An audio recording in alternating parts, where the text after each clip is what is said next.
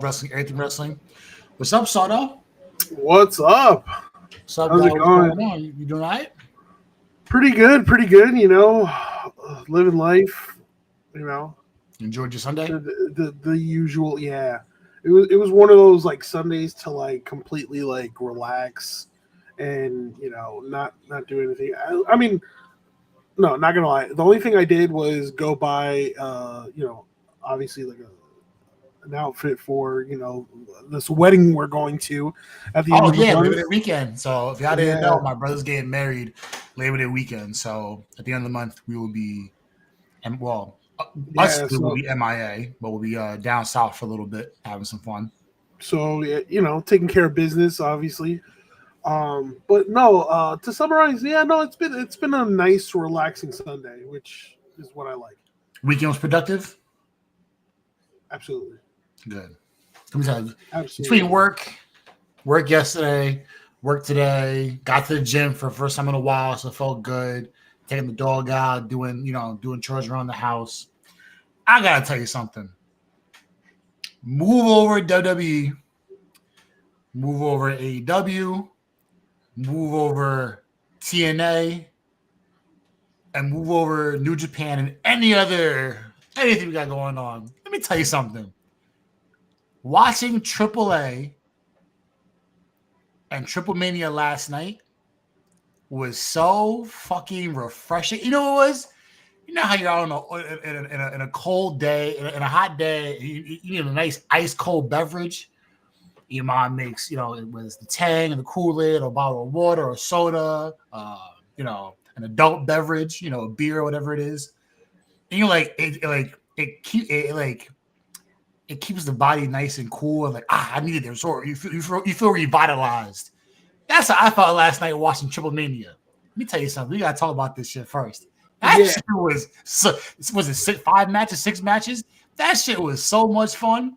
it was 6 matches, and to be honest with you, like I wish it was more. I was enjoying my Saturday, and I was just like, all right, I completely forgot about it. Like I was on YouTube, That's better right now. and then I was like, WWE has a show at 9, and I was like, oh shit, Triple Mania, right? Um, and I just loved everything about it. Like it was like refreshing, like you just said. It was purely entertaining. Um, I know, I know people have their pros and cons of the show, but I got to tell you, like I'm a fan now. I'm a fan. I'm God, for it. that was a great I'm time. absolutely for it. So I'm interested to see um, how WWE and AAA move forward, right? What characters or wrestlers kind of like transfer or over. We had some surprises throughout the night, um, several special appearances, but yeah. Let's get to it, right? Yeah, let's talk about it now. Let's get to This it. is so So, much fun. yeah, no, to open up the show, we had a Bardal Cup, which is very similar to a Royal Rumble. It's 14 participants, right? Pinfalls are allowed, and it was I guess you could say a match that had a handful of legends, right? You had people like La Parca, Cibernetico, right? Um, and some huge surprises, right? Like Otis, right, showing up. Um, and not only Otis from WWE, you also had Omos, and boy, did he look great. It And was he looked like a true dominant big. For the first time in a long time, he looked like a yeah, true dominant big. yeah. And you obviously you had people like Laredo Kid, you had Mecha Wolf. It was just a nice blend of different styles. Obviously, the the moment of the The match, biggest moment of the night came from the smallest guy in the building. Microman, man, it was. Dios mío. I, Hugo, mi amigo. No, no. Let me tell you, when Omos kicked him, Forgive me, God. I just started. I was Bawling. absolutely howling, bro. I lost it. I lost it, and um, but again, it's part of the entertainment, you know, and the fact that several of these AAA wrestlers, right, and also those WWE wrestlers who haven't been featured as much, right, are getting this exposure, you know. Obviously, the AAA stars getting that exposure thanks to WWE, and then obviously those talent who are rarely or not used as much in WWE gets that time to shine. So you also had both members of LWO. Like again, it was a well you know built match, to be honest with you. Yeah, Um, Bell to Bell was worth it to me. Like it was enjoyable. You got the highs and the lows that you want to see in a match in general, right? yeah, So be able to watch the way the product came out. I didn't see it as a WWE superstar winning. I saw it as everybody all together. It was like it was all AAA doing the heavy yeah, lifting, which is what you want, especially in yeah. Battle Royale. Of course, of course. Yeah. It's just again, really, really fun match. And again, to start it off, I was just like, all right, cool, cool. Second match, you had Hijo de Dr. Wagner Jr. versus El Mesias. And, for those who don't know, I actually met El Mesias. I've actually seen a couple of El Mesias' matches when he was wrestling under the name of Ricky Banderas in Puerto Rico. Um, again, I was biased. I obviously, El Mesias was the current, AAA Latin America champion, so I definitely wanted him to retain. But again, there's history with this match, between El Mesias and, Dr. Wagner Sr., right? So a good solid back and forth match. I mean, honestly, I sent out a tweet that generated some activity, and that was I would love to see El Mesias kind of like be on WWE programming. Yes, I know he's 49, 50 years old, and I'm not saying push him to the moon or anything, but if you look at his track record, he has very interesting character work, right? Mhm. Um, again, when he was El Mesias and Ricky Banderas, he had this like kind of like gothic gimmick, and one of the things he did was like spit out blood through his mouth. That was pretty cool. Um, what? Who could forget? He was Mil Muertes in Lucha Underground. That's true. I forgot So, I about that. mean, if you're not familiar with his work, I'd suggest you tune in and see, because he really is a talented wrestler. And then obviously with El Hijo de Dr. Wagner Jr., that's somebody who's on the come up. That's somebody you're trying to build around. So again, solid match. Obviously, you have to have a feel good story, and obviously at the end the father and son duo celebrated the title win together. So yeah, shout out to both competitors. Then you had a match that had an iconic moment, but we'll talk about it. The Judgment Day versus Lola Vice, Mr. Iguana, and Hamburguesa. Again, The Hamburger Man. yeah. I'm saying. Again, really fun match, but key moment was obviously Mr. Iguana, obviously displaying La Yesca, only for Finn Balor to have a A doll of certain his character own, of his own. Dimonito. Obviously, yeah. I absolutely love Finn. I love everything that Finn does. I mean, he just makes it everything better. So shout out to Finn, because also, the way that Finn like brought out the doll, and looking at Mr. Iguana's face of shocked, which sold the moment, which I They love. both look shook. Yeah, and just Finn just played it perfectly. I love it. But the finish comes with Raquel and Lola going at it. yeah, Raquel Lola going at it. Thank you. And Raquel picking up the victory after you know, Roxanne Perez tried to, well, she did interfere. She caused a big distraction, and ultimately, Rodriguez was able to capitalize and get the victory. So, shout out to her. Then you had a really, really fun tag team match, right? In Los Garzas versus Pagano and Psycho Clown.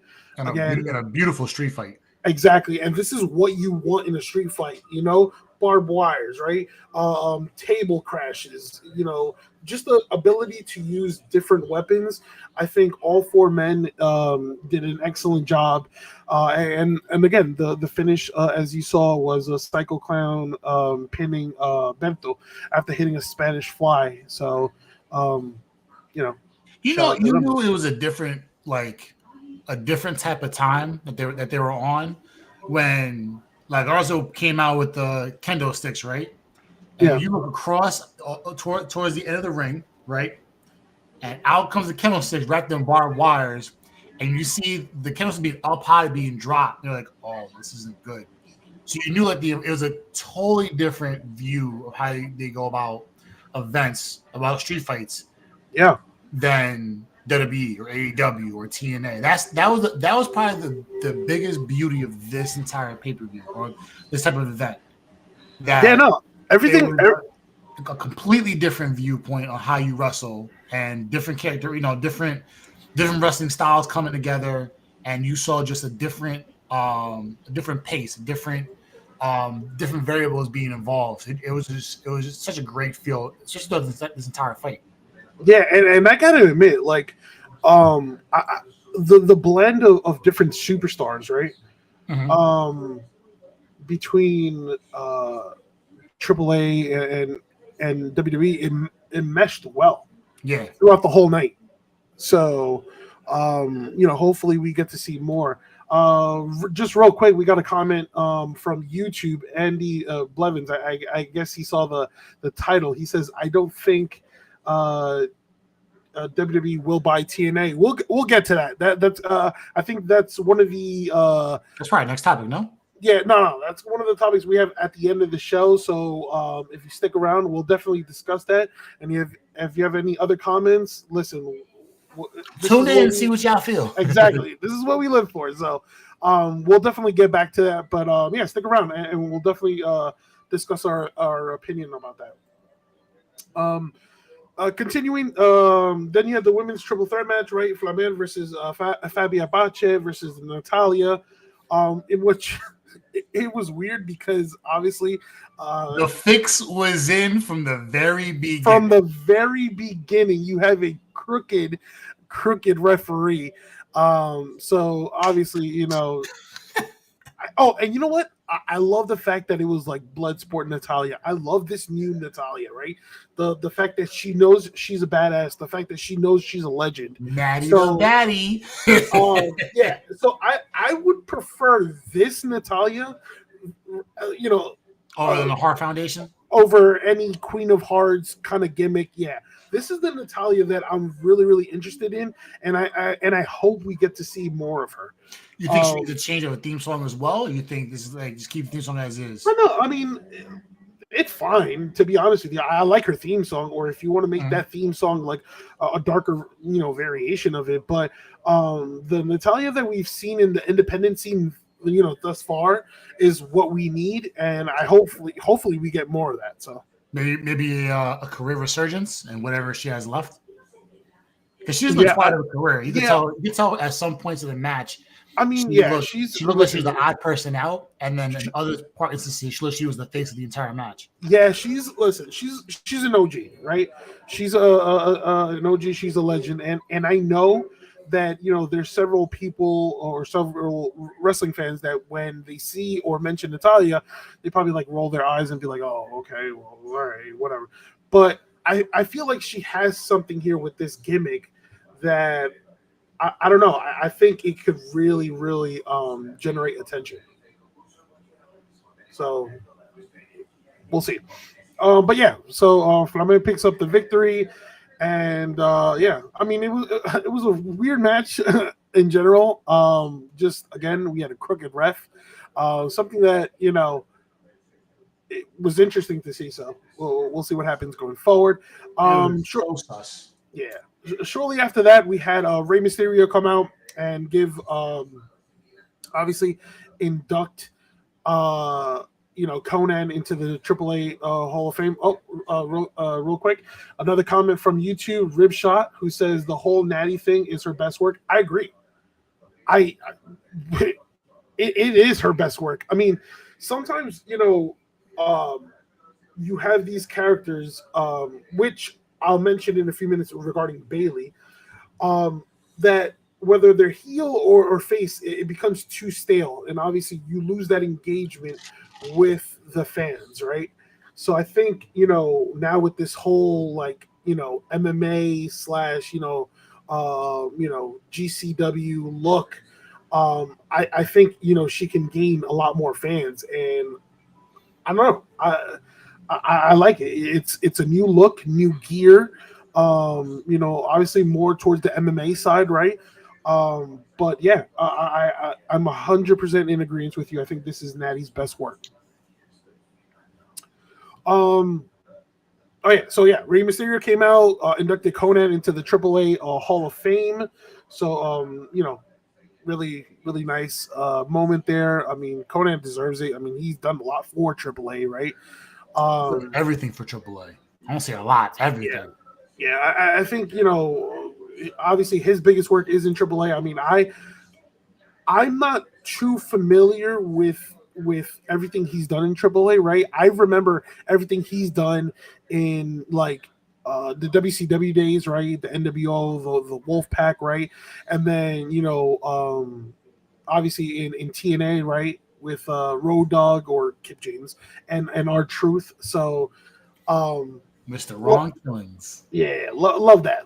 But yeah, it's well deserved. I mean, I wouldn't be surprised if in this in the future, he'll be in the WWE Hall of Fame. You think he was bothered at the reaction the way Goldberg was about his retirement? I don't know. There was a clip where a fan said something for him, and it kind of got him startled. Like he said in Spanish, be respectful and whatnot. So. Another comment. I love that Conan told the John Roberts story at his induction. I made a video about that months ago. It was great to hear. No, that's awesome. I mean, the fact that you get insights to every single story or mention, it's just again, it's a good feeling and great for us wrestling fans to learn about, right? Then we have the main event, right? Vikingo, which was great, by the way. All right, so let me start off with something. You gonna buckle up? No. The fact that this man Vikingo got booed at home, and obviously it was because he won the the AAA Mega Campeón against Alberto Del Rio, right? Just the fact that he was heavily booed, I was just like, throughout the show, I was just like, damn, maybe Triple H might have to go to the drawing board for this one, because I mean, it was very shaky for a good period of time. I expected some boos, but man, was that man booed. Just every time they showed him on the screen and everything, it was rough. It was rough. And the one that wasn't the one that wasn't Spanish is the one that got the entire crowd with his theme song. I was like, yo, why is El Gran Americano fucking doing bringing the mariachi out? And all of a sudden he's in full gear, singing his ass off, and the crowd is with him in verbatim. Was absolutely hilarious. Then Dragon Lee came out, and then Dom came out, and then once Dom came out, the pop was crazy. Apparently Mexican fans have been bombarding Triple H with tweets demanding the throwback. I mean, listen, he is he's hot. He's not hot in a good way, but yeah, maybe times have changed. Yeah, no, I mean, listen, he's super talented and everything like that. I just don't know if like, I mean, according to like reports, different various reports, they just don't want anything to do with him. Which I don't know. He's it's one of those things. Obviously, because of past legal, troubles and whatnot. That I don't know. I think, but then you bring Brock back, so it's like it's super confusing. Listen, Brock's red hot too, so you just gotta. It was questionable from the beginning when they brought Brock back. I think this one's a little bit different because this isn't the first time we've seen Del Rio in a situation when it comes to a criminal activity. I think he had wasn't a DWI a long time ago. He's got a DV case on him right now. He's got a couple different allegations. I don't know if the allegations got passed though.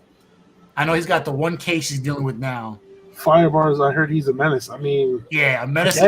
That's under. Wait, Brock or Del Rio? They both. I mean, they both are. They both are. Yeah.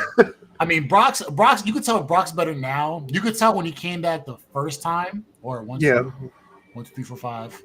When he went on that probably the greatest media run he's ever done. When he was on Pat McAfee making fun of Stone Cold. When he was on the podcast with Stone Cold.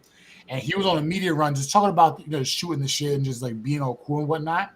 You could tell Lesnar grew up and he's open to talk about whatever. Before you could tell he was just a hermit. He didn't want to talk about nobody. Now, one thing real quick. I think during the induction, right? They were chanting obviously Alberto and Rey Mysterio kind of like said, "Oh yeah, I'll bring him back," but I don't know if that was like to like joke with the crowd or he was like actually like oh, I'll try to bring him back. Hey, listen, I mean, if he's doing part-time work for WWE, you might as well go to AAA. I mean, I know they were rivals, so I don't know if it's a joke or not. I think it is because I don't know. I just don't see a scenario where WWE really brings back Del Rio. So again, that's something that we're gonna have to monitor and see. But yeah, going back to the main event, he says Del Rio. I'm like, yeah, that was he's yeah. It's a little different. Dom obviously got the biggest pop of the night. Dragon Lee best entrance goes to El Grande Americano. Shout out to Ludwig Kaiser, bro. That's not him, bro. It's him. It's not him. Just you don't know who's behind the mask, bro. Stop it. Yeah. Just the fact everybody thought it was Chad Gable. Ooh. Just the fact that you're gonna sing your own entrance song, and the entire crowd ate it up. Yeah. I mean, it's a thing of beauty. Obviously, we'll every time you saw Vikingo have momentum in the match, just the crowd automatically booed. But towards the closing moments of the match, things just got phenomenal. Just when Dominic Mysterio was about to secure the victory, things got phenomenal. That's a good segue. You've been taking notes. Things got phenomenal way too quick. Just the fact that he was about to secure the victory after taking a page out of another masked man shows up. Yep. And a lot of people was like, who's that? But once I saw the forearm, I was like, that's AJ. I knew it was AJ. So AJ Styles obviously crashed the party, attacks the current IC champion with the Styles Clash. Vikingo takes advantage, does the 630 on Dom for the win and to retain. Obviously, the crowd did not like the finish, obviously, and so put on to the Rio. But I think the match was great in itself. So, yeah. Do you realize how bad life must be if AJ Styles is your number one enemy? The man went to Australia just to cost the match. He wasn't even involved in the card. He just went there just to fuck shit up. He's not even involved with AAA. He goes to Mexico City just to ruin Dom's day and then leaves. Yeah, I'll be honest with you. I love everything. I love everything about it because just the fact that he came out of nowhere. He legit traveled to Mexico City, and I love that about what WWE here, just to continue storyline. So again, you can automatically assume that AJ is getting a number one, championship shot at the IC championship. And then obviously, like, to close the show, I think this is not the last time we've seen Dominic Mysterio at AAA. I think we're going to get a one-on-one match between Dominic Mysterio and Vikingo. And if Dominic Mysterio is beat on their end. Yeah, if Dominic Mysterio beats Vikingo, then I mean, the crowd's going to love that. So is he the greatest Mysterio though? Yeah, he's on his way. No, I'm gonna be ways to go. He still got ways to go. But it's well deserved. I mean, he's having a hell of a run. So, and yeah.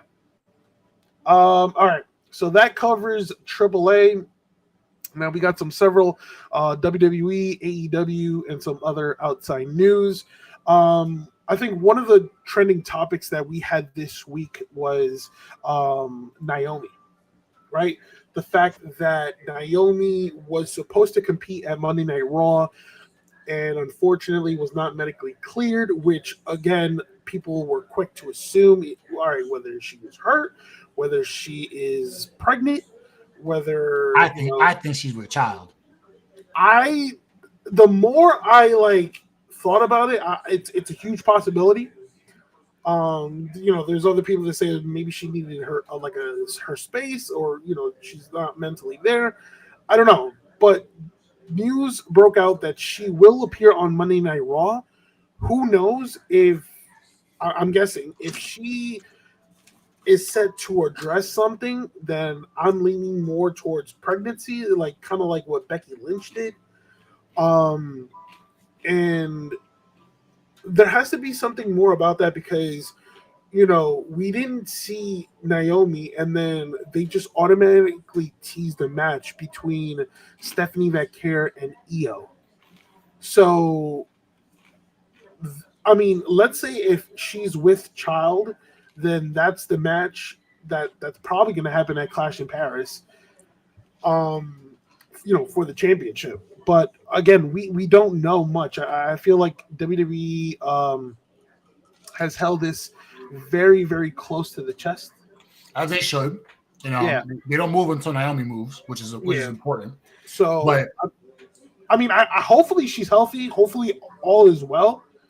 I hope she's with child. I hope she's not hurt, like injured, because that would really derail. I mean, both would derail her run, which she's having a fantastic run by now. But I'd rather have some kind of positivity on the back end. I just think it's really interesting because I went to the Monday Night Raw, in the 2 weeks ago? Previous week, 2 weeks ago, and she didn't compete either. I mean, I know it was fresh out of the victory, right? The triple threat victory. No appearance. But she appeared, cut a promo, but her promo got cut short. It was very, very weird. But yeah, and then the following week it's a no-show, and it's all these questions come up. It's is she injured? Is she pregnant? I mean, I think we'll get some more clarity tomorrow night on Monday Night Raw. Hopefully that's the case. And like I said, I think she is, and if she is, then I'm happy for her because who doesn't want to have their first child? Shout to her, shout to Jimmy. It would stop her run, which would suck, but now you can look back she could run that's division for a good period of time whenever the time comes for her to do so. If she's hurt and she has to drop it just because, that's gonna suck. You don't get anything else out of this done. And I think that's one of the things, that she's on this run, which happens to be her best work yet. And again, she's on top of the world. So, for it to be like this, it must be hard. I mean, listen, if she's pregnant, congratulations. I mean, I'd rather something positive than something negative. Yeah, you're gone for 6 months due to a I shoulder. pray it's not an injury. I really pray it's not an injury. And if she's pregnant, great news for her and Jimmy. Obviously, but if it's an injury related thing, then that's a blow because, again, she's on this hot streak, and again, it's like this character, like the glow thing was good. This is, but it was starting to get a little stale, and then she went heel, and obviously she's a maniac now as a heel, and a lot of people, a lot of wrestling fans are receptive to that work. So I mean, all because she beat up Jade. Speaking of turns, let's talk about Bayley really quick, because what's up with your girl? What's up with her? So yeah, with Bayley, again, all right. So it was very, very weird, and we mentioned it a couple minutes ago. But on WWE Raw, we had a vignette featuring Bayley, right? And then she obviously opened up about her recent struggles, right? Talking about that she's in a position that she's never been before, right? And obviously, she had mentioned about her role model character, right? And the fact that now she finds herself alone. It was all really weird, but I just thought that the end was so well constructed, because obviously her promo ended, and as it was ending or fading black, you kind of hear Bayley's iconic evil laugh. And the fact that, like, right before that, like, her, camera effects of her, like, doubting herself, and you also heard the words ding dong. So again, it's hinting at a possible heel turn here, and which is exactly what she needs. I mean, don't get me wrong, like, I like Bayley the wrestler. Her best work was as a heel, right? As that annoying heel that she was during the pandemic era, right? And then just shortly after, you get Lyra's reaction, right? Saying that she hoped Bayley is okay, right? And and has nothing to do with that. I think we get a heel turn here with Bayley first targeting Lyra and said, kind of blaming her for everything, right? So, yeah, I'm 100% down with this. Hopefully, it becomes something that's more plausible. Don't have it turn for nothing. But you know what? I don't want her to, like, that. That's one thing. I don't want her to be how do I say? No, I don't want it to go back to the pandemic. When she was a bitch, like when she was just like this, like, damn. I'm just quite how it is. She was. I would say the word nauseating. Yeah, she was so annoying in the pandemic era. It was you're like, this is not. No, this is not enjoyable. You're getting away with this because there's no fans. Yeah, if there were fans, you would get food thrown at you. Yeah, but you know what? It worked because it got people to hate on her. I just want her to go to like a darker path, even if it's a heel turn. I want to see a darker Bayley. Okay. Which I hope this is what it's leading down to. More evil intentions, 100%. More reckless activity. Yeah. Okay, so before we move on, well, I'll ask you one thing. Will we ever get Super Hugs Bayley again? Ooh. With the inflatable tube men? I don't. Or is that long gone? To be honest with you, I think it's long gone. Damn. I love that one. Maybe we'll get one in the future. I just don't see anytime soon. I think what we saw on Monday Night Raw pretty much like solidifies her. Yeah. Is some different? Okay. Yeah. But she's not the only one who is changing sides, right? Whoa. She's not the only one who is changing her, character, right?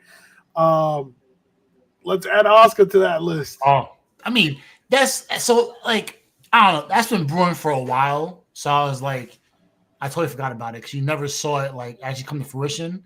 And then now I forgot somebody got hurt, and then they decided to do this. I think because Liv got hurt, they started pushing this Asuka angle for her to be a heel for whatever reason. No, so actually, so Was they're, it Liv? they're doing this is it's because of what's happening with Naomi. Oh, okay. Yeah, because so this whole obviously last week it was supposed to be Io versus Naomi, and now it's like it looks like The Kabuki Warriors are in trouble, right? But I think that, like you said, this is something that's been brewing because we've seen interactions backstage, and then the and Kabuki Warriors are never like, saw it go past that. right.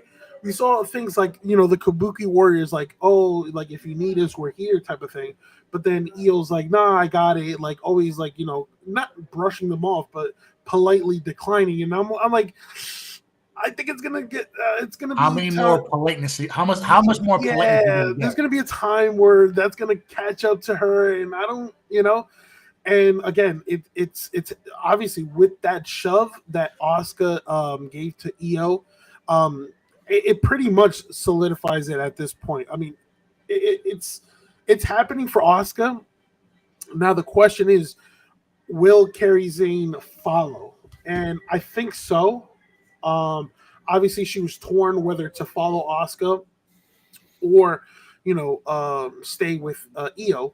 But yeah, she obviously she didn't know what to do. I mean, Asuka clearly shoved Sky and stormed off, and then poor Kairi Sane was like, "Oh well, what do I do? Do I stay? Do I go? Do I stay? Do I go?" And and then Io was caught by surprise. So, but again, I love this because this is a marquee matchup that we've been all wanting, right? Asuka versus Io is the match that we want. So. I don't know. We'll see what happens. I personally think Sane will follow Asuka, right? And I did also mention that, live tweeting during Monday Night Raw. I said I think this is going to lead to a tag team match: the Kabuki Warriors versus Io, and Io needs a tag team partner. Bailey. Who better than who? Bailey. No, than Io. Than Rhea Ripley. Rhea Ripley is getting involved with them. I think so. I think Rhea. All right, so Rhea and Io has thrown so many shades at each other that obviously the fact that Io is always beating Rhea and Rhea can never get the win over, but they've always had respect for each other. I think this is where they team up again, to versus the Kabuki Warriors. We have another thing about Bailey. I'm a fan of Bailey, but I think it would be weird if she went back to the hugger gimmick now. She's that grown. Yeah, absolutely. What's That's why I said the hugs, man. Yo, you don't like hugs in your life? I love hugs. Hugs are great. They're essential to life. Is it because you wanted a hug from Bailey? I just want to. If Bailey give me a hug, why not? What's wrong with a hug? I don't know, man. I'm just saying. I would like a hug. A hug would be all good and love. Especially from someone who's goated like Bailey. But yeah, no, I think you're right. I mean, she's outgrown it. So there's no need for her to go back. But if she can go back to that, to that, I get what I said, like that evil Bailey we saw in the pandemic, but a little bit more darker. I would love that. And I think we're getting that. I think we're going to get another tease on Monday Night Raw, and then there we can again speculate where this might end up, but 100%. Yeah. All right. So that is that. We talked about Asuka's heel turn. What else we got? Okay. Let's talk about a weird change that happened this week, right? A weird shift, and that's Sami Zayn will now be part of the SmackDown brand and is going for Solo's United States Championship. So before we dive into this, one, are you happy with Solo's run as a U.S. champ? Absolutely. Okay. So 1000%. So Sammy should not be losing. Sammy should not be winning this belt in the near future. No. Okay. Here's the thing. So, all right. There's a lot of aspects in regards to this because it's like, all right, Sami Zayn is going to SmackDown, right? Which they've addressed. So you can imagine that somebody else will probably be traded to Raw. I don't think they're just gonna like have have Sammy just join SmackDown for nothing, right? So somebody's probably on their way to Raw. I don't think Sammy wins the United States Championship. I think the end game for Sami Zayn is to become world champion. Mm-hmm. I've said it on this podcast multiple times. I think Sami Zayn will eventually, I think, defeat Seth Rollins. Real okay. Yeah, I don't know. Who knows? Who? Either or. Yeah, who knows? But I think he does end up being world champion. I just think it's going to be interesting because Solo also wants the United States champion, and he's the one who's been feuding with I said Solo, Jacob.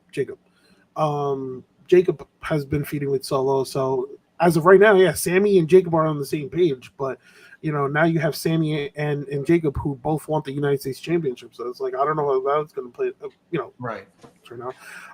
But spoiler alert, right now I have Sami Zayn as a early 2026 Royal Rumble winner.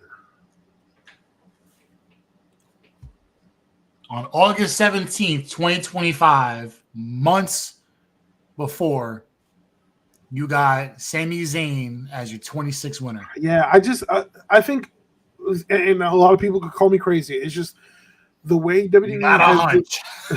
No, the way the WWE is like shaping up with Sami Zayn and kind of like, all these references about Sami Zayn becoming a world champion makes me to believe Sami Zayn will eventually be world champion, right?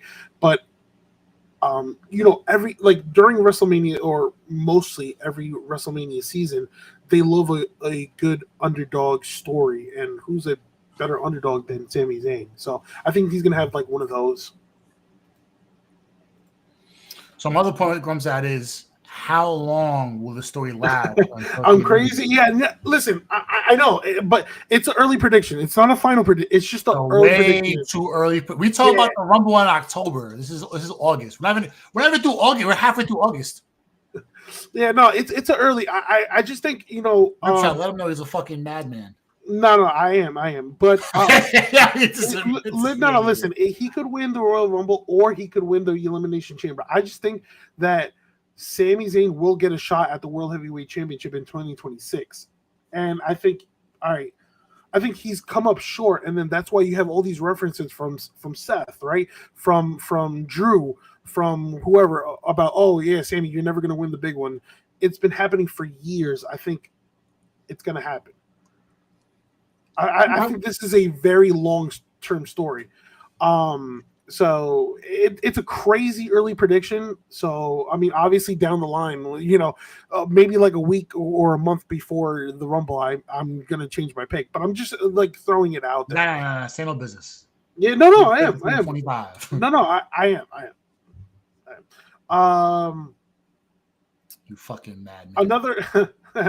Another weird thing that's been happening on SmackDown, I don't know if you caught that, but members of the Wyatt Six. Members of the Wyatt Six stalking everybody. Halloween is around the corner. We got 2 months away. This could be the beginning of a pretty interesting situation where you got a bunch of tag team turmoil. And by tag team, meaning the current tag champions, the Y6, and everybody else getting involved in matches. You're going to have a 5-on-5 Survivor Series or something of that norm. I don't. I mean, of it. It's really weird. You had Gacy and Loomis stalk like The Miz and Mello, right? You had Nikki Cross kind of stalk Tiffany Stratton, right? Uncle Howdy stocked like the Motor City Machine Guns, and then obviously you had Rowan stock. Who else was it? I think it was MFT and the Street Profits. So yeah, so I mean, I love how they're incorporating this because I feel like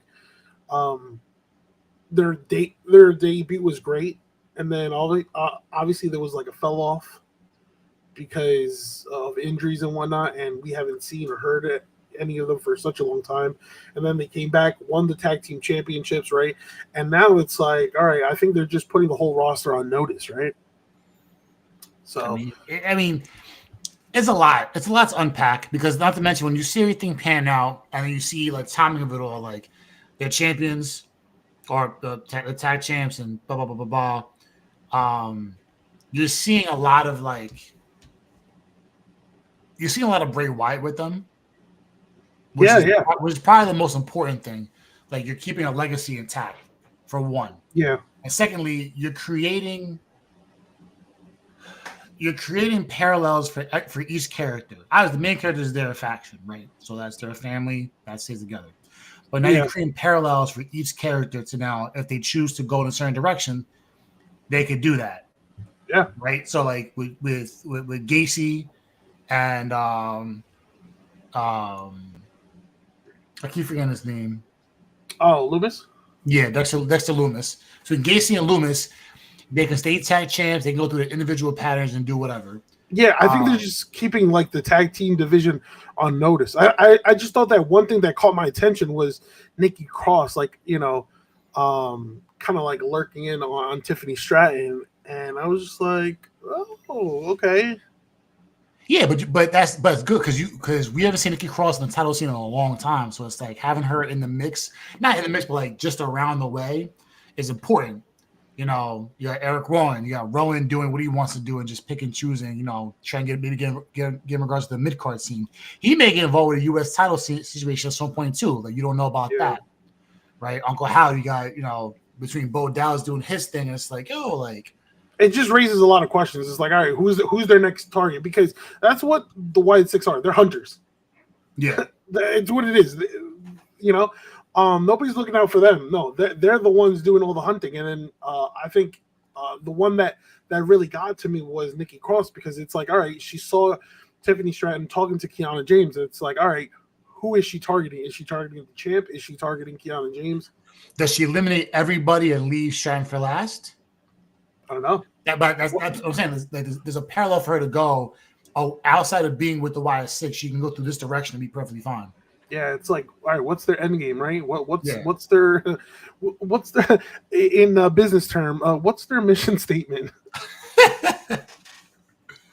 All right, so that we have for WWE. Real quick, I'm just gonna shift real quick to AEW. Right, Ace Austin is all elite officially. Was it a matter of time? Or you kind of like, yep.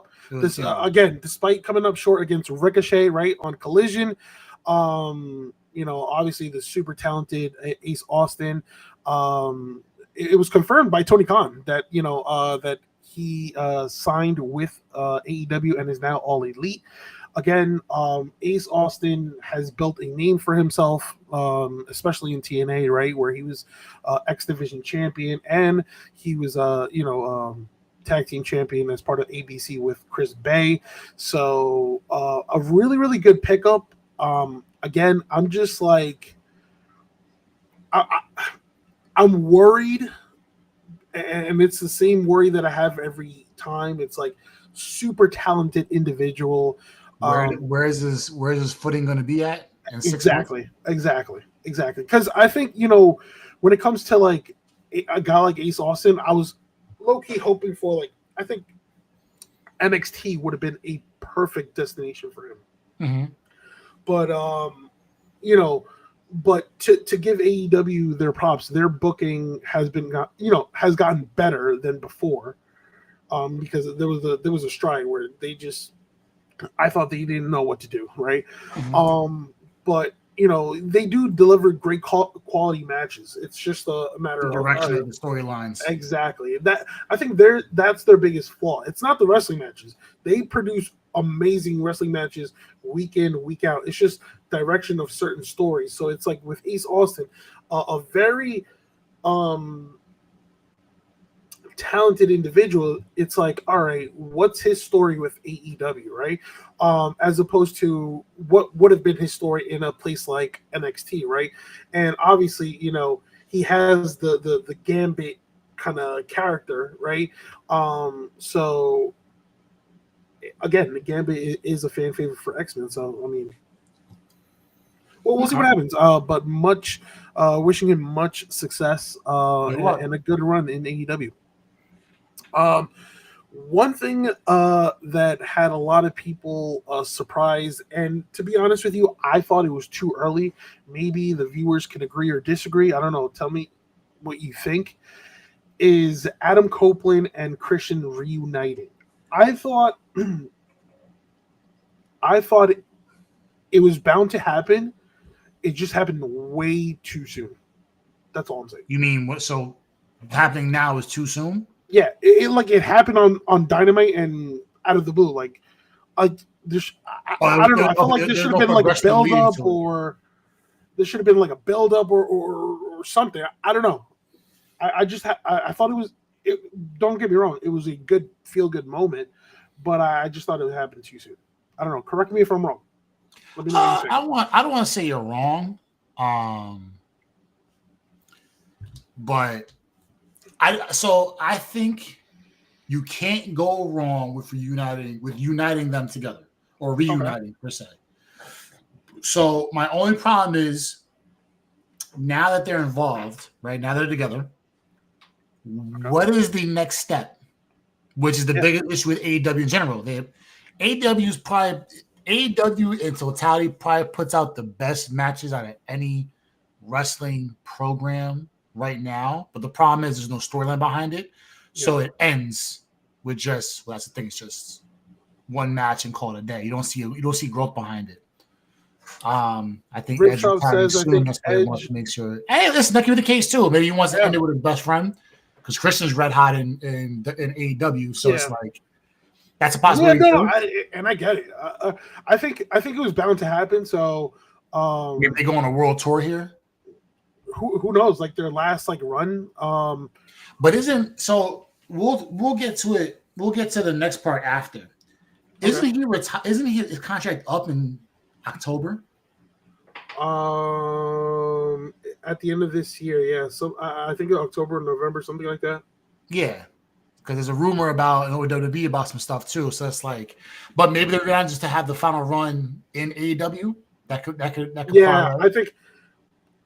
I personally think he finishes his wrestling career with AEW, and then maybe down the line he signs like a Legends deal with WWE. So that's one thing, but I don't know. It's like what is the game plan now? Now you put them together. Are they involved in the tag team division? Are they getting involved in going out? They're both trying to win individual titles to hold on to to be Edge Christian again. So you get 2 mid-card titles to go forward. Maybe someone gets a world championship run. What is that's the only question about them two. What is the next step about putting them together? Whether it was going to happen now or later or way before, they're doing it now. So now it's like, what's the move? Got you. I haven't watched AEW in a while, but I just got a ticket to Forbidden Door. Oh, nice. Hoping it's a good show. Yeah. Actually, I think that's our next segment, which is like kind of like going over the Forbidden Door card. Yeah. I mean, for those who didn't tune in, again, Copeland, aka Edge, and Christian reunited, right? It all came together again fairly quick. It happened on this past episode of Dynamite, where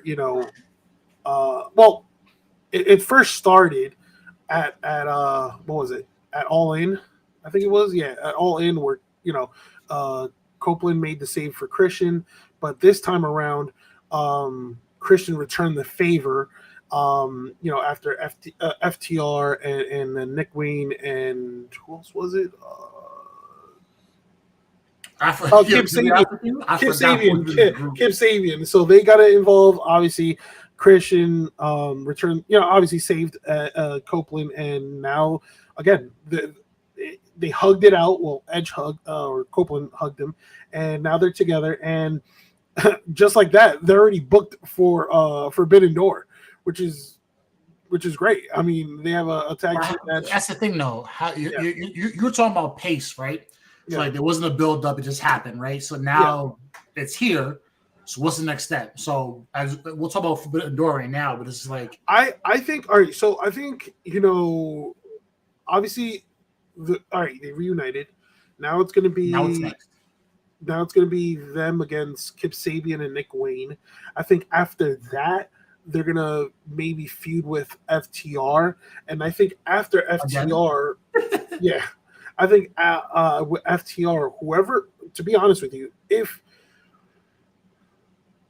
FTR defeats Brodito and defeats the Hurt Syndicate and becomes tag champs, then all right. I'm not gonna make it difficult or complicated.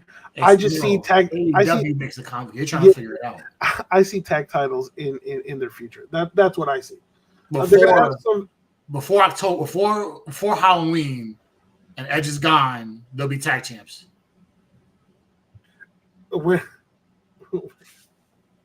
I'm just saying. When Edge saved Christian and said, "Go find yourself," I clenched my teeth. I was just like, "Go find yourself." I was just like, "Ooh." I was like, "Cool, we're getting a Christian Edge reunion," but I was just like, "Man, he could have said either he should have, kept quiet or not saying say something different." But yeah, I mean, again, that's a feel good moment for both guys. So, all right. So big returns for AEW. You got Samoa Joe back. Who returned? He's back from his Twisted Metal. Yeah. So season 2 is out now on Peacock. If you guys want to watch it. Yep. He returned with his fellow teammates, the Ops, which features Powerhouse Hobbs and Shibata, who they then defeated La Facción. I can never say that damn word. Ingobernable. Oh, there you go. Ingobernables, Rush, the Beast Mortos, and Dralístico. So, again, nice to see Samoa Joe back, which is interesting because Hook. There was a little vignette, right? And it kind of had like a Batman kind of thing, like a Batman, very similar to Batman, right? Beam in the cloud, obviously, which signaling Hook's return. So he'll be back soon. And then you have the return of Harley Cameron, who has been a fan favorite, right? As of late for AEW. Obviously, her mask after, breaking her nose. But, she made her return on AEW Collision, right? I mean, this is good on AEW, getting several talented, talent back just in return for Forbidden Door. So shout out to them. And speaking about Forbidden Door, just to give you guys kind of like the updated card, right? So, excuse me. So you have the 8. Let me see. You have 1, 2, 3, 4, 5, 6, 7, 8. So you have 17 matches. What? 1, 2, 3, 4, 5, 6, 7, 8. 9, like 12 plus. 9. You have 9 matches. 9. So that's the short. So Ripshot, you're in store for a good night, because I'm looking at the matches now, and it's really some really heavy headers you got here. You have the you got to start up AEW TNT Championship match, right? You have Kyle Fletcher versus Hiromu Takahashi, right? New Japan's legend. I mean, Kyle Fletcher said he wanted to fight Japan's best, and he's getting Japan's best. And he's gonna lose.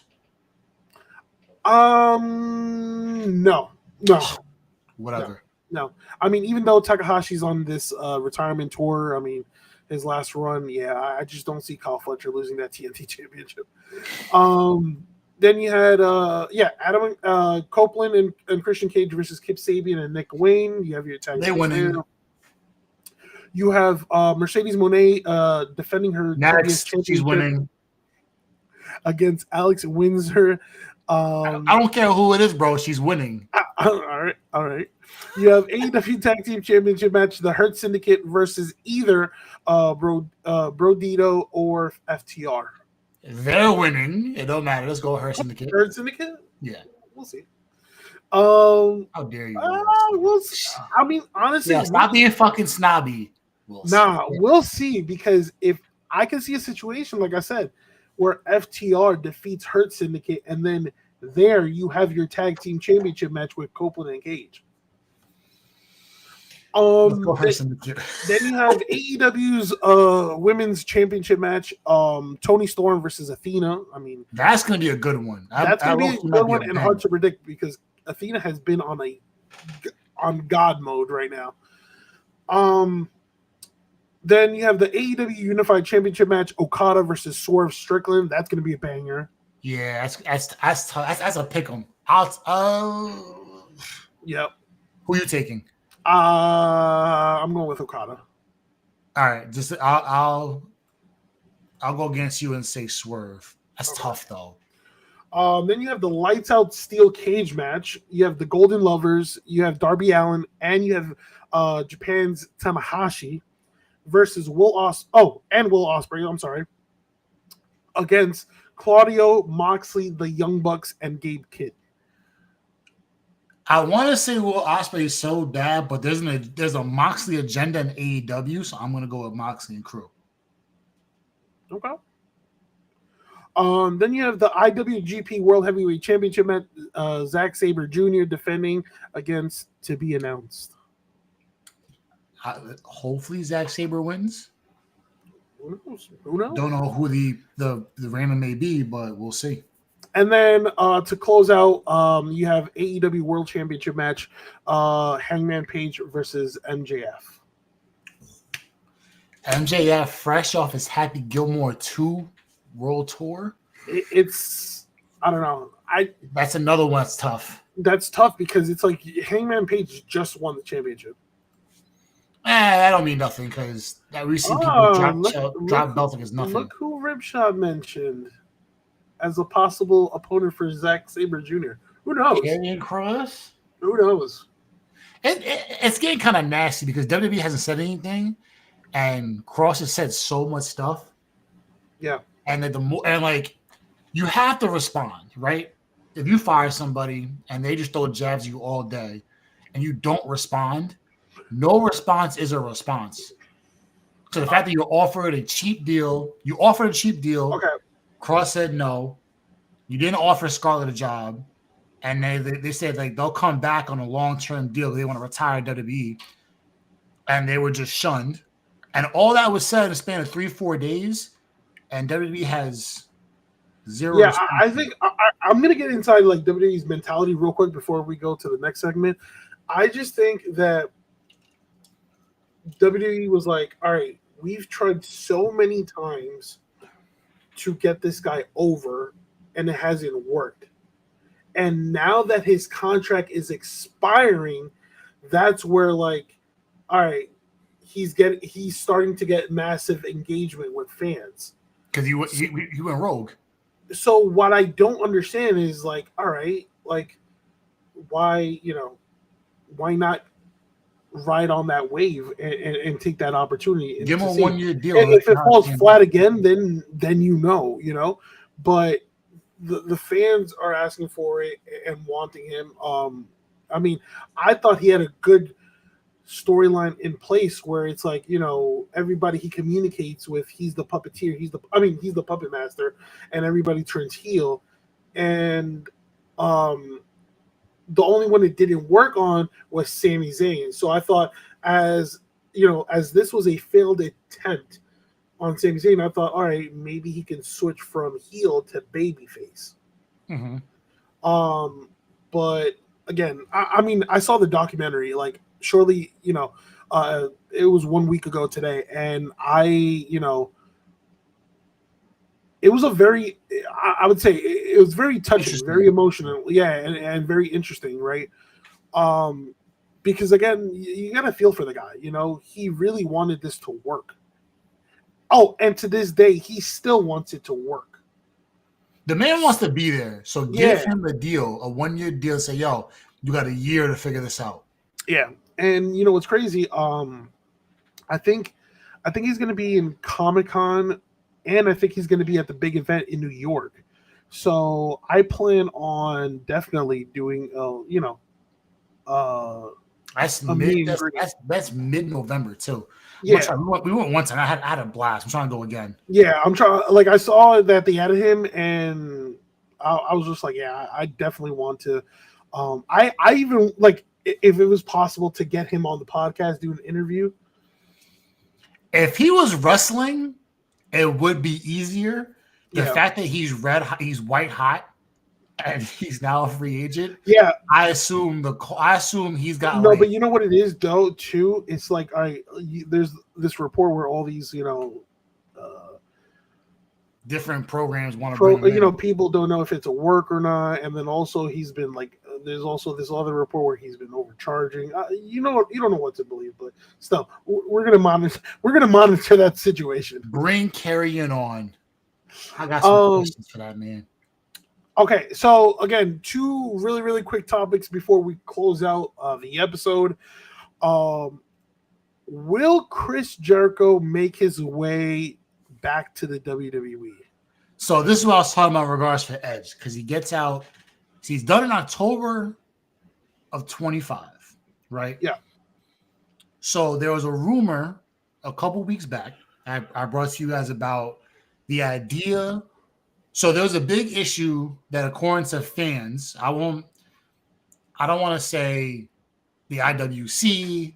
I don't want to say, just people trying to push content for whatever. But I sat back, I read through the tea leaves and all the bullshit that was going through and everything. And they said that John Cena picks his opponents. And I said false, because he's never said, I want this guy. The match just happens to be what it is. I've always want to wrestle him, right? Whoever the exec puts in his frontal, he wrestles. So they bring in Brock, right? So Brock's in now. Brock did whatever, and now it's like, oh shit! Like you never expected Brock to be back. So maybe his retirement tour. Maybe he's doing so. And then they said the way it looks now, the way he's been going. All the big PLEs and all the big matches that were going on, he's fighting his greatest rivals. He fought Punk.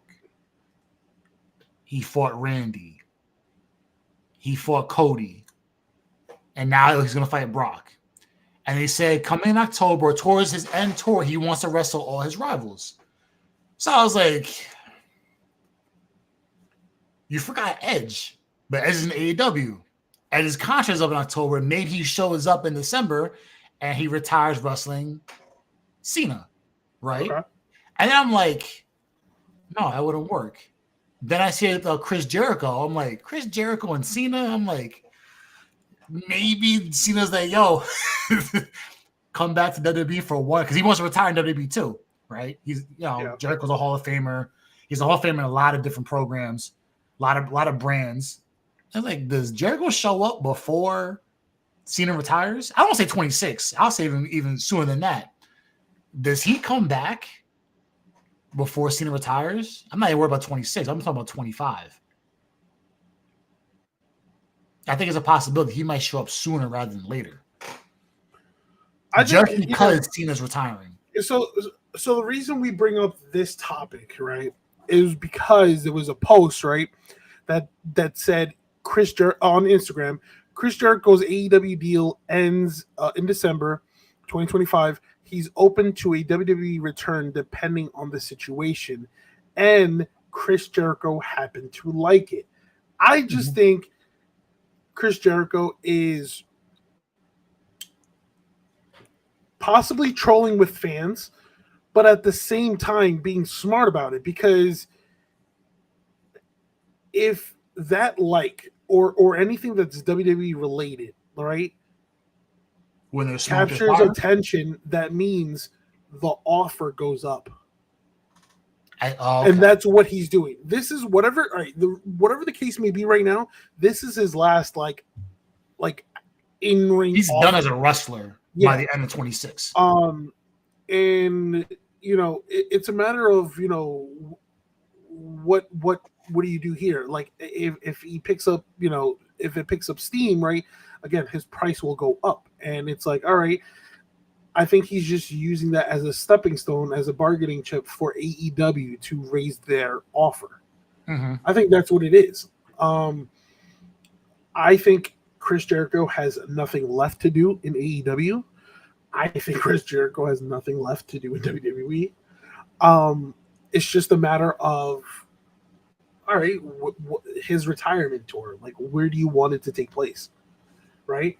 Mm-hmm. And that, I think AEW would give him more of a liberty to do that. But again, at 54 years old, it's like, all right, like what can you truly expect from Chris Jericho? I mean, Chris Jericho obviously is one of the biggest names in wrestling, right? But in terms of in-ring, what can you expect? I mean, he can still compete, but this isn't like a CM Punk where he's been gone for like 7 years and then pops up to wrestle.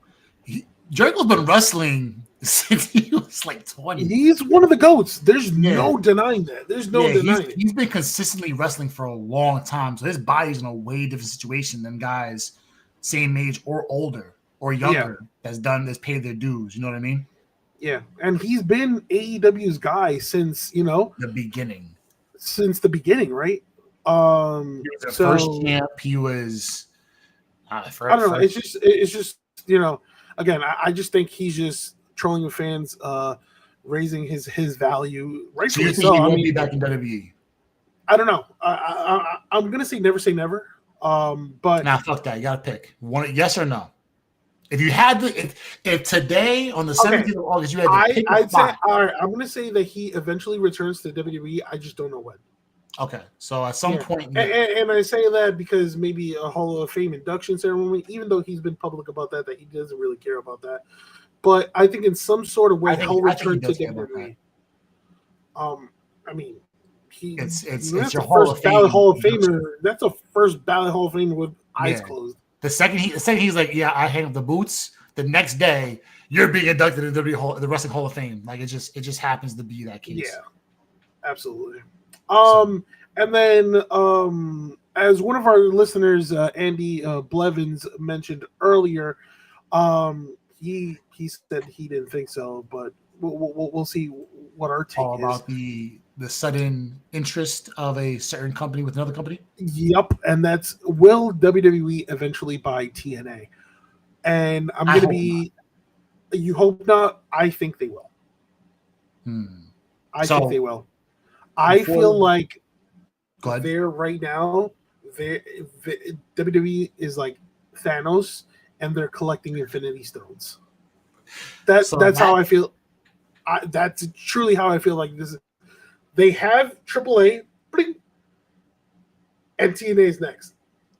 And and I say that because of the way they're moving. The fact that they're helping TNA so much to be that second company, right? They really want TNA to overshadow AEW.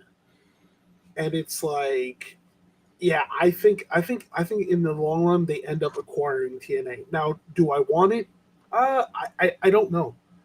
I don't know, because I got to see more of like how everything plays out. But I think so, because it's like when you have a lot of creative or business minds or wrestling business minds, like for example, like Shawn Michaels, for example, like The Undertaker. I think what Triple H will end up doing is like, all right, you go here, you go here, you go here. That's how I really think it's going to happen. So you say yes. I am going to say no, and I say it from a fan perspective. Okay. And I'm gonna speak for it from a wrestling perspective. So, to me, towards the back end of that ruthless aggression era, right? Okay. And it got to those dead spots of WWE where I was like, I'm tired of watching this. I'm watching TNA, and TNA was just so much fun to watch. And then it went to the, as we saw after the Booker T, Hogan, Nash, and all the bad investments, they went to shit, and they finally come back out. Even before WWE got involved with them, they put out really good product. They got the roster back together. They got money coming in, so it's looking really good for them, right? Yeah. So as a fan, I don't want another company getting involved with them. I want them to stay who they are, TNA. I want them to say this way and be another show to watch that's not touched by WWE. Yeah, because okay, no, and I understand it, Right? Because So you want it to be like WWE flavored. You want it to be its own thing, right? Because let's be honest, the random ass nights you're browsing through TV, no WWE, no whatever. All of a sudden, oh shit, TNA's on. And you're watching the Octagon ring. You got AJ Styles hanging from. I'm sorry, Christopher Daniels hanging from the top of the fucking ladder, hanging over the steel cage. You got Kurt Angle on a fucking rampage fighting Abyss nonstop. You got RVD. You got Bubba Ray's greatest run. G1 Takeshita. You got he should absolutely win it. You got absolutely win it. You got Bubba Ray's greatest run as a wrestler, being a singles guy, and this, that, and third. You were like, oh, this shit is great. This is lovely to watch. So as a person, as a fan of wrestling, I don't want that to happen. I want to have TNA be one thing, AEW another thing, New Japan one thing, AAA another thing. Everybody has their own thing. From a business perspective, I'm not a fan of monopolies. And if WWE does what you think they're gonna do, and first they dabble in, oh, you need help? Oh, we'll put you on our platform, and you could. Look what they're doing now. They're trying to secure a TV rights deal for TNA. Yeah, NXT was great, and now they got involved with TNA wrestlers, and now they're just sending guys back and forth, sending wrestlers back and forth. NXT got better, and TNA got a lot better as well. TNA is probably enjoying more of this exchange than WWE because of the exposure they're getting. Yeah, they don't have to. But you know what? And that's the thing. Like WWE is not. Obviously WWE is benefiting from this too because of all the stars that they're sending down to NXT. It's right. Like, all right. It gets you're more dabbling here and there. Yeah. But now you're gonna have a week of nonstop WWE. There's everything's the same now. You're gonna have WWE every day of the week. Like that's gonna get exhausting for a while. And then now you can't watch them without something being involved with this, something being involved with that. So they got AAA. AAA made it cool. And now you got AAA Mania, which it felt like it looked like a WWE event, but it was nothing like it. So it's good. It's cool. Yeah. But if they keep going, what do you think is going to end up being a WWE event? Yeah, AAA saying. I think it's just a matter of time where, You know what I'm saying? Like now you're going to have AAA, its own entity, becoming a WWE version. So it's an all Spanish wrestling event that's just WWE, right? I know that like WWE, I don't know if like WWE really takes AEW seriously, but the fact that they're trying to move mountains for TNA is just saying something. I think they're going for the kill because AEW was killing for the first 2-3 years, and now that with everything changed over and Cody came back, AEW was dominating the wrestling world. Something that I'm going to say over and over and over again. And I think I'm always going to say this.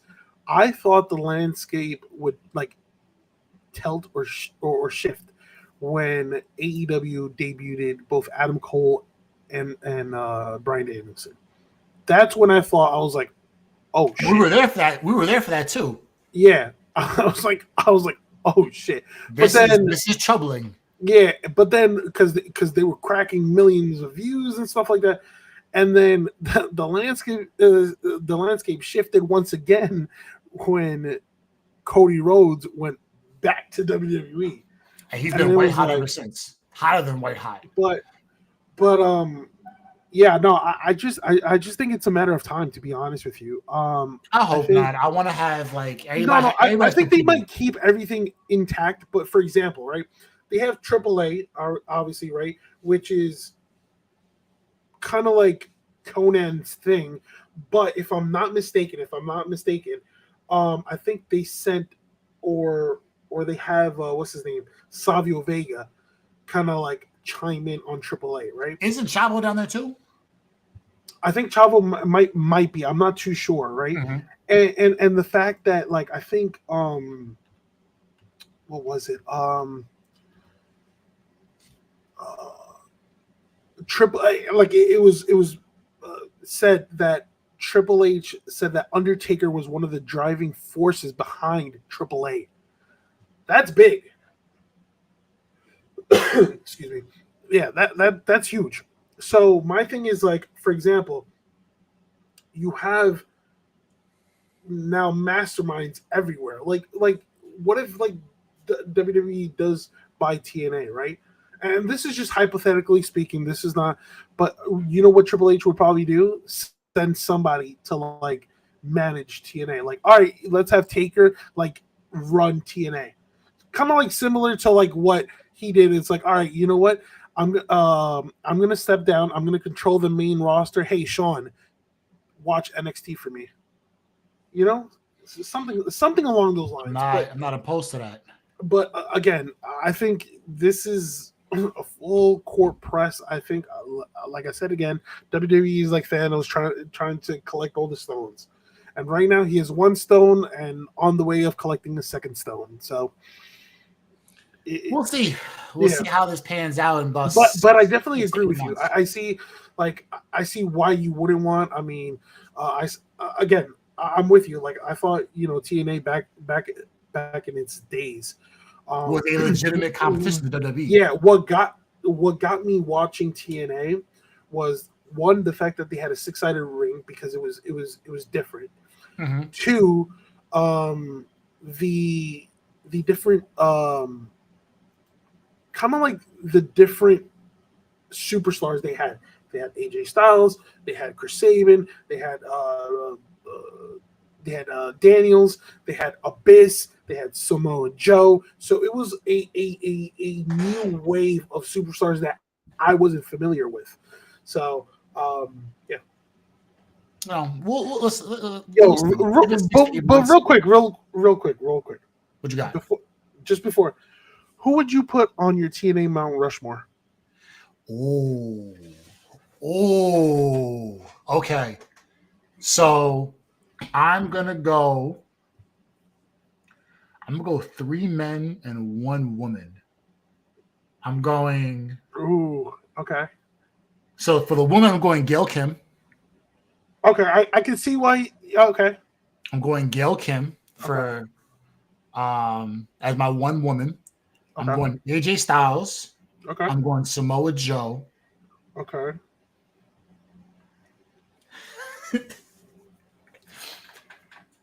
Styles, Joe, Kim. And I am going to add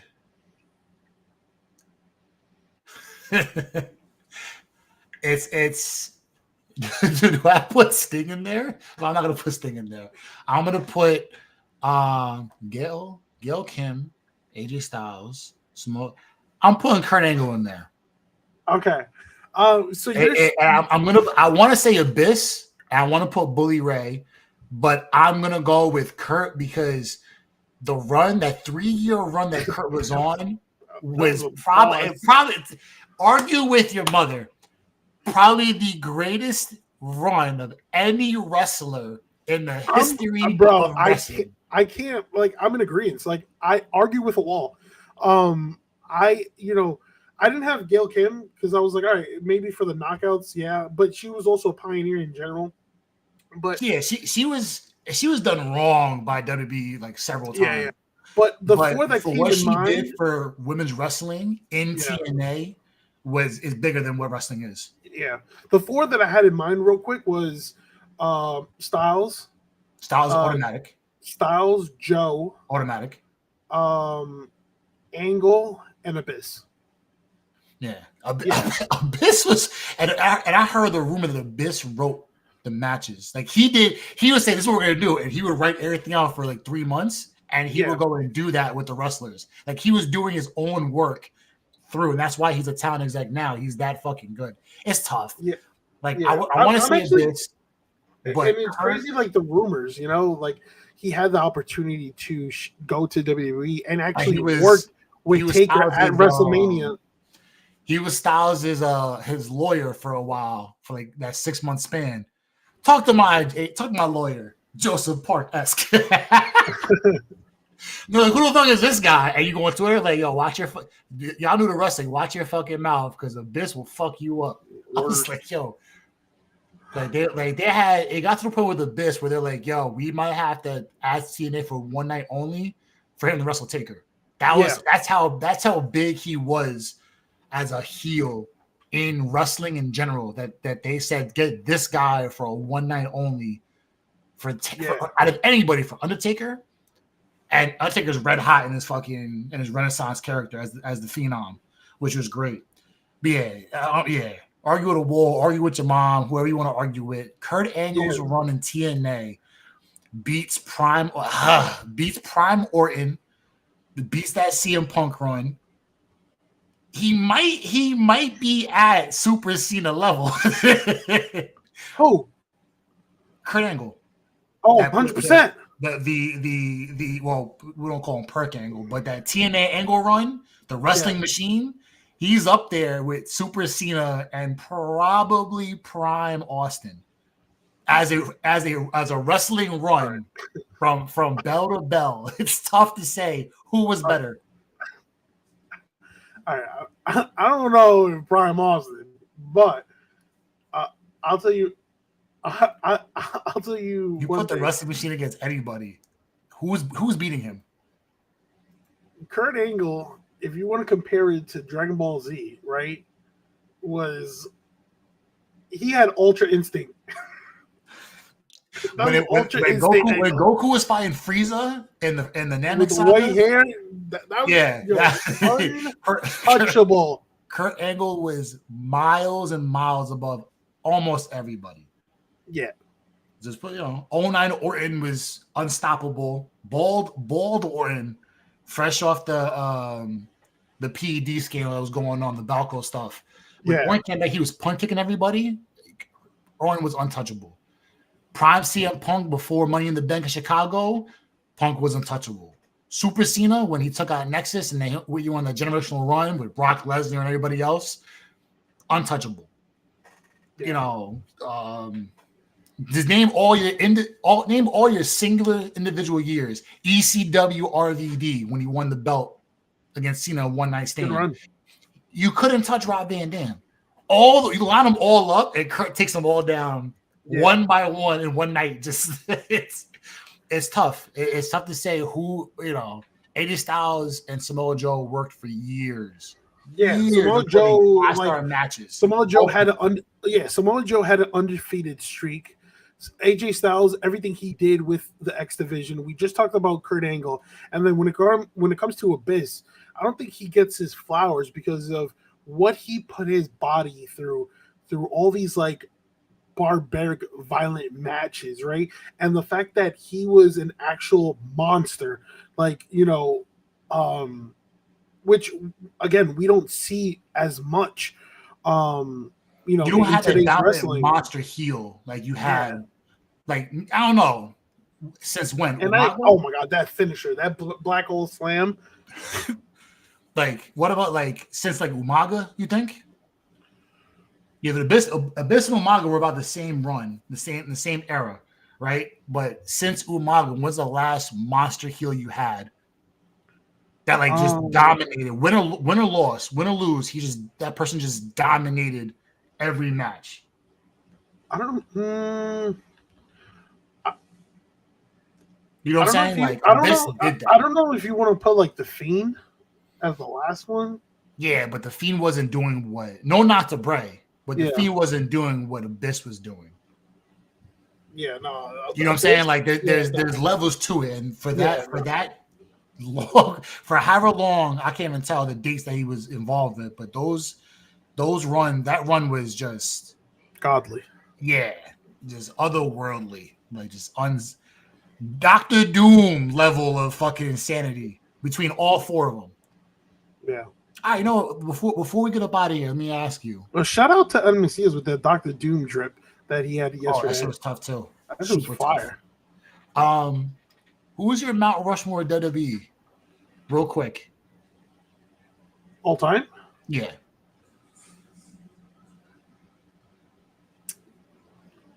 Is it Rock, Austin? It's Rock. I mean, it's Austin. Austin. Cena. Oh, shit. Either way, so as you think about it, you don't have to answer now. Austin, Cena. Flair. Yeah.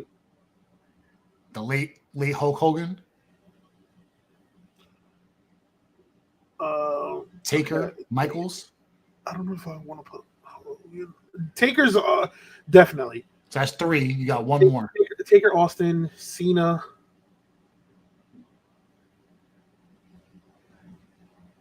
Yeah. So as you think about that last person, we'll add a bit to the 4. You put all 4 of them in a match. How otherworldly would that match be? And your top 4 WWE, your Mount Rushmore WWE versus Mount Rushmore TNA. Just to put in perspective, that's how good TNA was back in the day. And I just don't want WWE to get involved and take over. And it's just like you're getting now inklings of fucking WWE. It's, to be honest with you, it's between Hogan and Flair. So we'll go Austin, Taker, Cena, Flair, just for argument's sake. You put them in their primes versus Styles, Joe, Abyss, and Angle. How crazy would that? Would you be mad if TNA beat them? And call the finish, however you want to go about it. You would sit there like, yo, these guys are fucking incredible. You know what I'm saying? It's tough. It's like that's how great TNA was, or TNA is. I just don't want WWE to come down. I think TNA again. What happened was financially, and then also they did board business. The Hulk Hogan marriage was disgusting. Yeah, you brought in guys because people want to get paid, and those guys did disgusting work behind the scenes. Bro, like the early TNA days, bro. It's just nostalgic, to be honest with you. It's just because they had such a great blend of this new class of wrestlers, and then obviously it's they still had several WCW wrestlers at the time, or any free agent that WWE would let go. So it was a nice blend, and bro, again, it was different. It was unique. So something that AEW was a couple of years ago when they first started, the first 2-3 years, it was different. Mm-hmm. So, like I said, it's interesting to see. I'll put up. So take your WWE Mount Rushmore and take TNA's Mount Rushmore and put them in a match, and who wins? That'll be that's just enjoyable. Imagine, you know what? You're gonna have the bring back Legends of Wrestling and just put every fucking group in there and just make it work. Revamp that video game and make it happen. But until then, the world may never know. But what I do know is that's it for us for today's episode of the Sunset Flip Wrestling Podcast. We appreciate you guys tuning in week in and week out, showing number love, tuning in. So everybody involved, thank you. All the comments, we appreciate it. All the responses, we appreciate everything wholeheartedly. If y'all want to see what we got going on, hit that link tree at the bottom. We're on everything from YouTube to Twitter to Facebook to Instagram, Threads, you name it, we're on it. TikTok, we're on it. You can't catch us live on YouTube. Wherever else you got the visuals, the audios are up on Apple, Spotify, Google Pocket, where else you get your audio platforms. We're on that as well. So from Yeah, from me to you, Subtle, for the rest of the world. Yeah. Till next time. Yeah, and again, thank you guys who viewed this podcast. Obviously, we really appreciate the love and support. And again, don't we had several people reach out during the episode, and this is what we want: engagement. So don't be afraid. Truly appreciate it, and yeah, catch you guys next time. All right, there you go.